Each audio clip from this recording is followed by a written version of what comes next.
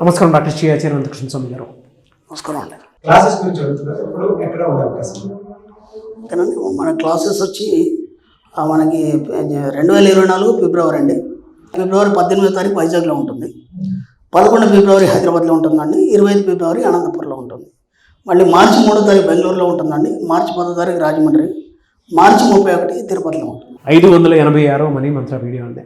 So previous వీడియోలో మీరు చెప్పినటువంటి మాటలు ఏవైతే ఉన్నాయో, ఒక మనిషి తన జీవిత కాలంలో దేని చుట్టూ పరిగెడతాడు అంటే డబ్బు. అది ఏమిస్తుందంటే హ్యాపీనెస్సే కాదండి, ఆ రిలేషన్షిప్ని కలుపుతుంది కూడా. అది ఎంత బాగా అనంటే కుటుంబంలో జరగాల్సినటువంటి ఏ శుభకార్యానికైనా సరే ప్రధానం ఇదే. సో మనీ మంత్ర కుటుంబాన్ని కలపటమే కాదు, దేశాలు విదేశాలు ఖండాలు దాటి అక్కడ ఉండేటువంటి మనుషులు కూడా కలుపుకొని ఈరోజు మమేకమై మనతో పాటు 586 ఎపిసోడ్ వరకు చాలా హ్యాపీగా ఉన్నారు అందరూ. అసలు ఇక్కడ క్లాస్ పెట్టడం అంటే మేము మీరు రాలేదు గురుగారు, మా అఫర్మేషన్ మిమ్మల్ని రప్పించింది అన్నారు. బా రియలీ గ్రేట్ థింగ్ అండి. మా అఫర్మేషన్ మా దగ్గర ఉంటే బాగుండు, క్లాసు గురుగారు మా దగ్గరికి వస్తే బాగుండని చాలామంది అదే చెప్తున్నారు. ఖచ్చితంగా దుబాయ్ వస్తారండి, మీరు ఇక్కడ క్లాస్ పెడతారని మేము బాగా అఫర్మేషన్ చేసాం, అందుకే మీరు వచ్చారు కావచ్చు. ఒకసారి ఏమైందంటే నేను ఎందుకు అఫర్మేషన్ తీవ్రమైనటువంటి ఆలోచన చేసినప్పుడు అది ఎలా పనిచేస్తుంది అనేది నేను సబ్జెక్ట్లోకి వచ్చిన కొత్తలో ఆ గుంటూరు ప్రాంతంలో వెళ్ళాను. ఒక ఆవిడ మన క్లాస్కి వచ్చింది. వచ్చిన తర్వాత వాళ్ళది గుంటూరు ఆ ప్రాంతం అని తెలిసిన అనుకోకుండా మనం వస్తుంటే ఐడియా వచ్చింది. ఐడియా వచ్చేసి, అరే మేడం గారు ఇక్కడే ఉంటారు కదా, ఒకసారి మేడం నెంబర్ ఉందా ఒకసారి తీయండి అని. అంటే సబ్జెక్ట్ ఎలా పనిచేస్తుంది, ఏదైతే ఆలోచిస్తావో అది నీకు ఎలా అటాచ్ అవుతుంది అని అనగానే వాళ్ళు అన్నారు కదా ఉంది అంటే, ఒకసారి కాల్ కలపండి, ఈ పరిసర ప్రాంతాల్లో ఉన్నాం, ఒకసారి కలుద్దాం, చాలా రోజులు అయింది, చాలా మంచిది, ఆమెతో పాటు 10-20 మంది తీసుకొచ్చింది.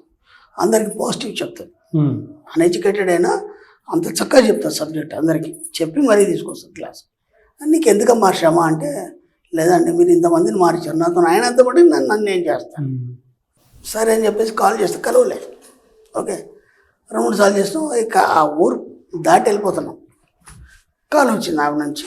కాల్ వచ్చిన తర్వాత ఏమ్మా ఎక్కడ మీరు అది అంటే, మా పొలం దగ్గర అన్నారు. మేము ఇక్కడ ఉన్నామంటే, నేను మనిషిని పంపిస్తానండి మీరు వచ్చేయండి, జస్ట్ ఒక 10 నిమిషాలు అంతే.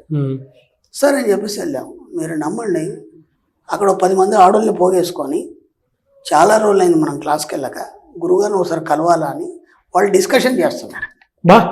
నాకు తెలియదు, వెళ్ళగానే అందరు అక్కడే ఉన్నారు. అంటే మన క్లాస్కి వచ్చిన ఐడియా ఉంటుంది కదా మనకి, ఏంటమ్మా అందరు ఇక్కడ ఉన్నారు అని అంటే, మీ గురించే డిస్కషన్ చేస్తున్నామండి తీవ్రంగా, ఎప్పుడు వెళ్ళాలి క్లాస్కి, గురుగారిని ఎప్పుడు కలవాలి, పర్సనల్ అపాయింట్మెంట్ ఎప్పుడు తీసుకోవాలి, ఇవన్నీ ఆలోచిస్తున్నామండి. అనుకోకుండా మీరే వచ్చి అంటే, మనం ఏదైతే ఆలోచిస్తామో మనకు తెలియకుండానే వాళ్ళ అఫర్మేషన్ మన అన్నట్టు లాక్కెళ్తుంది. మన అఫర్మేషన్ ఏదైతే ఉందో అటువైపు లాక్కెళ్తుంది. అర్థమైంది, అది సబ్జెక్ట్. ఓకే, అలా తీసుకెళ్ళింది కాబట్టి దుబాయ్ దాకా కూడా వెళ్ళాం. దుబాయ్ దాకా 100-200 మంది మనకు అఫర్మేషన్ చేసుకున్నారు కాబట్టి మనం వెళ్ళాము. మనం ఏమనుకుంటామంటే ఇదంతా నేనే చేసినా అనుకుంటాం, కాదు, చేసేవాడు వేరేది ఉంటుంది, అదే విశ్వం.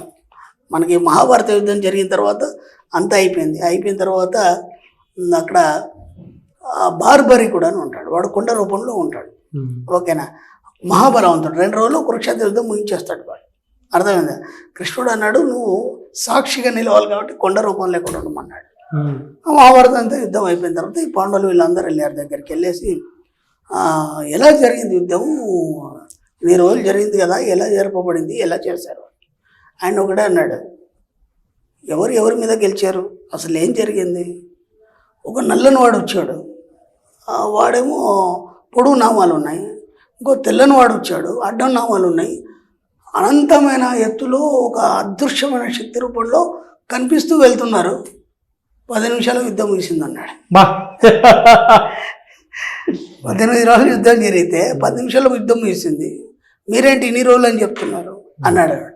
ఆశ్చర్యపడినారు. అంటే విశ్వం అనేది దాని టైం కూడా చాలా స్పీడ్ కాబట్టి మనకు అట్లా అనిపించింది. అక్కడ జరిగిందో 10 నిమిషాలే, అక్కడ చేసింది కృష్ణుడా అర్జునుడా వీళ్ళందరూ కాదు, పాండవుల కౌరవుల ఇదంతా కాదు.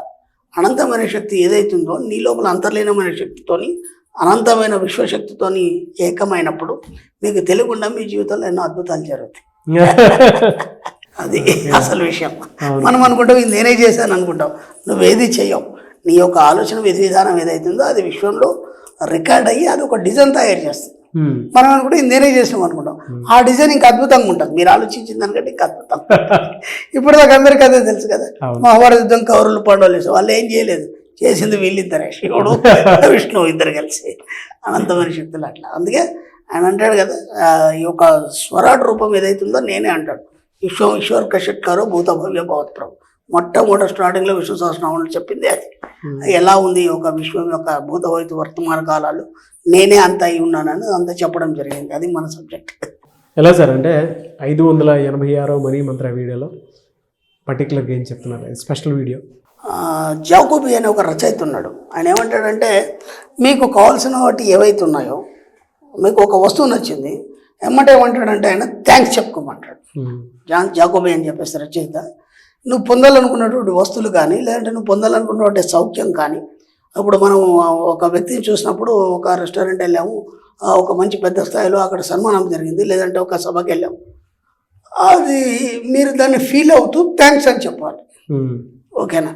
ఓ వస్తువు నచ్చింది, అక్కడ వెళ్ళారు, ఏదో ఒక షాప్కి వెళ్ళారు, అక్కడ వస్తువు నచ్చింది, మీరు కొనుక్కోలేదు స్థితిలో ఉన్నారు, అదంతా సంబంధం లేదు, పక్కన పెట్టండి, జస్ట్ దానికి థ్యాంక్స్ అని చెప్పండి. అర్థమైంది? అది మీ సొంతం అయిపోద్ది. ఓకే. ఎప్పుడైతే నువ్వు దాన్ని ప్రేమిస్తావో, దానికి థ్యాంక్స్ చెప్తావో, అది అక్కడి నుంచి కదలడం మొదలవుతుంది అన్నాడు. అది డబ్బు కావచ్చు, సంపద కావచ్చు, ఐశ్వర్యం కావచ్చు, ఏదైనా కావచ్చు. కాబట్టి మీకేమేం కావాలి ఊహించుకున్నాడు అని పక్కన పెట్టండి, కనీసం ముందు థ్యాంక్స్ చెప్పడం అలవాటు చేసుకోండి. అవును, ముందు థ్యాంక్స్ చెప్పడం అలవాటు చేసుకోండి. నేను ఇంతకుముందు కూడా ఎగ్జాంపుల్ చెప్పాను మన సబ్జెక్ట్లో.